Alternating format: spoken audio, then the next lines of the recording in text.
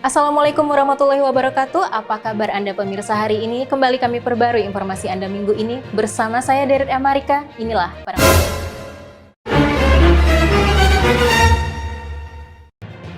yang sepekan. Bersama saya Fadli Amran, Wali Kota Padang Panjang. Sorry ganggu ini Bu Dery. Tidak apa-apa Pak Fadli.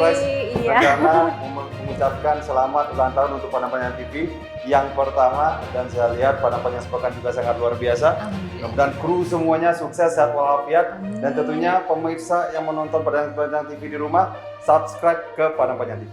Silakan Bu Dery, sorry ganggu. Terima kasih Pak Fadli. Waalaikumsalam warahmatullahi wabarakatuh. Baik pemirsa, kita masuk saja ke berita pertama. Kota Padang Panjang masuk ke dalam salah satu kabupaten atau kota yang terpilih untuk diperiksa oleh kantor akuntan publik. Dalam kunjungannya ke kantor Balai Kota Padang Panjang, Senin 15 Februari 2021, Kepala Badan Pemeriksa Keuangan BPK Perwakilan Provinsi Sumatera Barat, Yusna Dewi, menyebutkan BPK memberikan kehormatan kepada Kota Padang Panjang untuk diperiksa oleh Kantor Akuntan Publik atau KAP. Sementara itu, Wali Kota Padang Panjang Fadli Amran berharap tidak ada temuan dalam pemeriksaan nanti. Hal ini sesuai dengan komitmen Kota Padang Panjang, Kota Anti Korupsi. Dua pejabat dilantik, Maini kembali pimpin Dinas Kependudukan dan Catatan Sipil. Sementara itu, Lila Yanwar menjadi Direktur Rumah Sakit Umum Daerah Padang Panjang. Wali Kota Padang Panjang Fadli Amran resmi mengukuhkan Maini kembali sebagai Kepala Dinas Kependudukan dan Catatan Sipil atau Dukcapil dan melantik Dr. Lila Yanwar sebagai Direktur Rumah Sakit Umum Daerah Kota Padang Panjang, Senin 15 Februari 2021. Kepada kedua pejabat yang dilantik, Fadli meminta untuk terus berinovasi dan melakukan penyesuaian dengan kondisi terkini pemerintah Kota Padang Panjang. Terkait refocusing anggaran, Fadli juga meminta kepada Disduk Capil untuk menyediakan data kependudukan yang tepat dan akurat agar bantuan sosial tepat sasaran. Sementara itu, kepada Direktur RSUD yang baru, Fadli menghimbau untuk dapat menggali potensi yang ada, salah satunya lokasi rumah sakit yang strategis dan memanfaatkan teknologi secara maksimal dalam pelayanan online.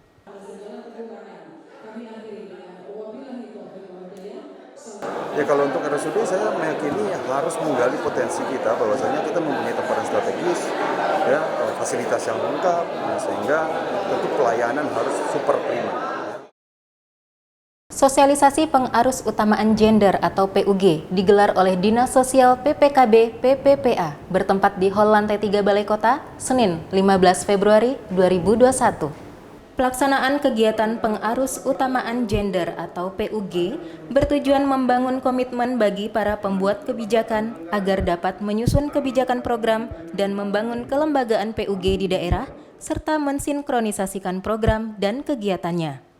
Disampaikan oleh Wakil Wali Kota Padang Panjang Asrul, peran perempuan dalam pembangunan juga dibutuhkan.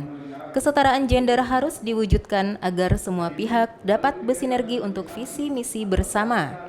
Sementara itu, Kepala Dinas Sosial PPKB PPPA Osman Binur menyatakan saat ini Padang Panjang sedang mengikuti penilaian Anugerah Parahita Eka Praya atau APE tahun 2020 untuk sosialisasi PUG ini. Osman berharap dengan kerjasama semua pihak, Padang Panjang bisa masuk nominasi dan menang. Beralih ke informasi selanjutnya, pemirsa, bantuan sosial tunai Kementerian Sosial mulai disalurkan kepada keluarga penerima manfaat di Kota Padang Panjang. Penyaluran bantuan sosial tunai atau BST Kementerian Sosial mulai dilakukan secara bertahap ke 16 kelurahan di Kecamatan Padang Panjang Barat dan Padang Panjang Timur sejak Selasa 16 Februari 2021. Kepala Dinas Sosial PPKB PPPA Osman Binur mengatakan jumlah penerima BST periode Januari sampai April 2021 di Kota Padang Panjang tercatat sebanyak 4.252 keluarga penerima manfaat. Jadwal pertama penyaluran adalah Kelurahan Silayang Atas, Kelurahan Pasar Baru, serta Kelurahan Tanah Pak Lambi. Untuk teknis penyaluran, KPM hanya menunggu di kelurahan masing-masing dengan membawa kartu keluarga dan KTP asli serta fotokopinya. Selanjutnya, pegawai PT Pos Indonesia yang akan datang ke kelurahan untuk melakukan verifikasi data. Setelah dikukuhkan oleh Wali Kota Padang Panjang Fadli Amran, Rabu 17 Februari 2021, Organisasi Masyarakat Peduli Padang Panjang Sekitarnya atau MPPPS siap bersinergi dan mendukung program pemerintah kota. Disampaikan oleh Ketua Masyarakat Peduli Padang Panjang Sekitarnya atau MPPPS, Dasrul Dahlan, sebagai wadah persatuan dan silaturahmi masyarakat Padang Panjang di Kota Padang, MPPPS akan berupaya memberikan bantuan kepada masyarakat kurang mampu, salah satunya dalam hal pendidikan, melalui sumbangsih para pengusaha yang ada di Kota Padang maupun dari luar.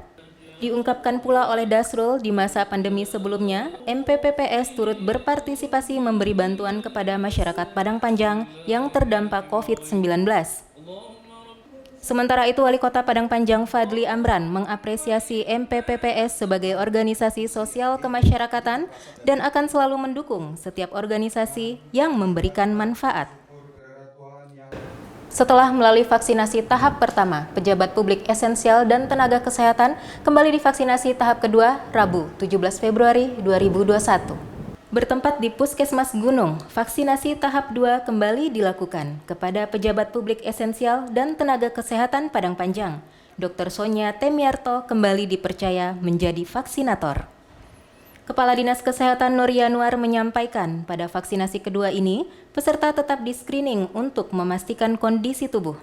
Vaksin yang digunakan pada tahap kedua ini sama dengan vaksin yang digunakan pada tahap pertama. Dijelaskan pula oleh Nur Yanuar, sejak hari pertama dilaksanakan, tidak ada laporan dan keluhan dari peserta vaksinasi. Hal ini membuktikan vaksin itu aman.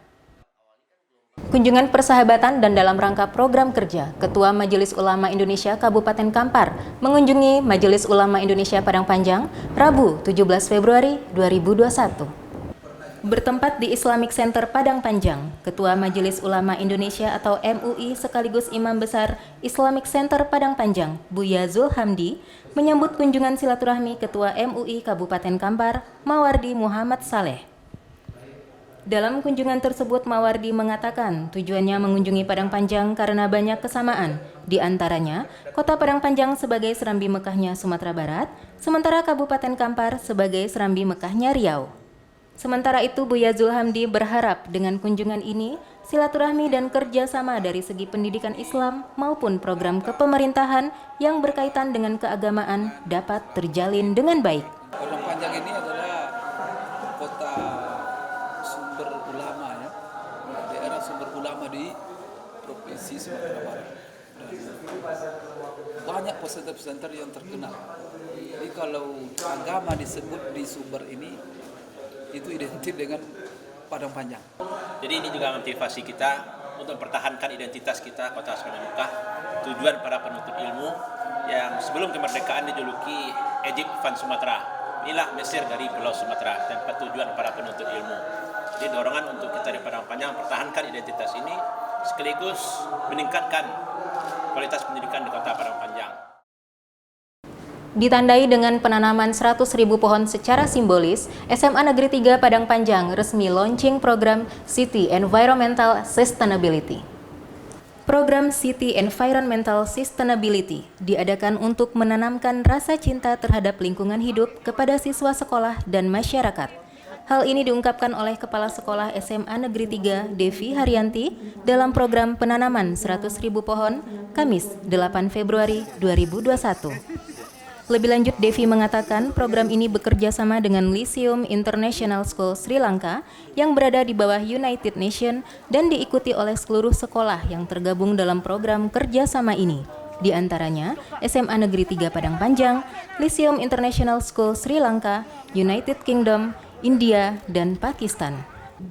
Sementara itu, Wali Kota Padang Panjang Fadli Amran yang ikut meluncing program tersebut mengapresiasi SMA Negeri 3 yang telah melakukan program kerjasama dengan sekolah-sekolah luar negeri untuk membuka wawasan siswa-siswi lebih luas lagi. Ya, saya rasa bagus ya kerjasama dengan beberapa negara untuk membuka wawasan anak-anak muda kita untuk betul-betul bisa menggali kebiasaan mereka untuk bersosialisasi, berkomunikasi, dan tentunya melakukan aksi. Di sini kita bisa lihat bukan hanya wacana saja, tetapi anak-anak ini bersama dengan tutup kepala sekolah dan juga jajaran dinas ini bekerja sama untuk merealisasikan bentuk-bentuk kesepakatan dari anak-anak ini? Pertama di Indonesia, Diniah Putri Padang Panjang ciptakan robot pelayan kafe. Diresmikan dalam kegiatan display proyek santri di Gedung Pertemuan Zainuddin Labai, Kamis 8 Februari 2021. Dua robot pelayan kafe karya santri perguruan Diniah Putri diberi nama Sabai dan Midun. Hadir dalam acara tersebut Wali Kota Padang Panjang Fadli Amran sangat mengapresiasi karya-karya dan inovasi dari Diniah Putri dan berharap dapat berlanjut ke depannya. Sementara itu pimpinan Diniah Putri Fauziah Fauzan El Muhammadi berharap dengan kebebasan yang diberikan pada para santri untuk berekspresi dan berimajinasi membuat sebuah karya, pesantren Diniah Putri dapat menginspirasi bagi semua umat dan bermanfaat untuk masa depan. Berita tadi sekaligus mengakhiri Padang Panjang sepekan kali ini. Terima kasih atas perhatian Anda pemirsa. Saya Deret M. Maharika beserta seluruh kru yang bertugas pamit. Wassalamualaikum warahmatullahi wabarakatuh.